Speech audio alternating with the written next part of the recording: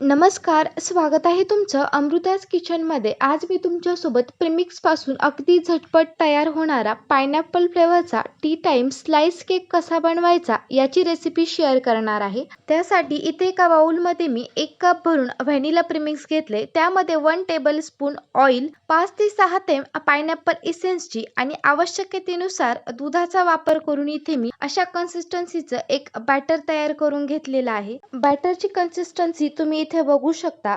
1 tablespoon ट्रुटी frutti add केल्यानंतर पुन्हा एकदा याला चांगलं मिक्स करून घेतले. ऑइलने ग्रीस केलेल्या टीनमध्ये सर्व बॅटर ट्रान्सफर करून घेतल्यानंतर त्याला अशा पद्धतीने टॅप केले. त्यामुळे त्यामध्ये असलेले एअर बबल्स निघून जातात आणि केक अगदी एकसारखा बेक होतो. कढईमध्ये मी 30 ते 40 मिनिटांसाठी हा केक लो टू मीडियम फ्लेमवरती बेक करून घेतलाय. केक पूर्णपणे थंड झाल्यानंतर चाकूच्या साहाय्याने त्याच्या सर्व कडा मोकळ्या करून घेतलेल्या आहे. तुम्ही इथे बघू शकता की केक अगदी सर्व बाजूनी एकसारखा बेक झालाय. हा केक तुम्हाला मी इथे चाकूच्या साहाय्याने कट सुद्धा करून दाखवते. तुम्ही बघू शकता की खूप सुंदर अशी जाळी पडलेली आहे. पायनॅपल फ्लेवरचा टी टाइम स्लाइस केकचा व्हिडिओ आवडला असल्यास चॅनलला सबस्क्राईब करून शेजारील बेल आयकॉन प्रेस करा.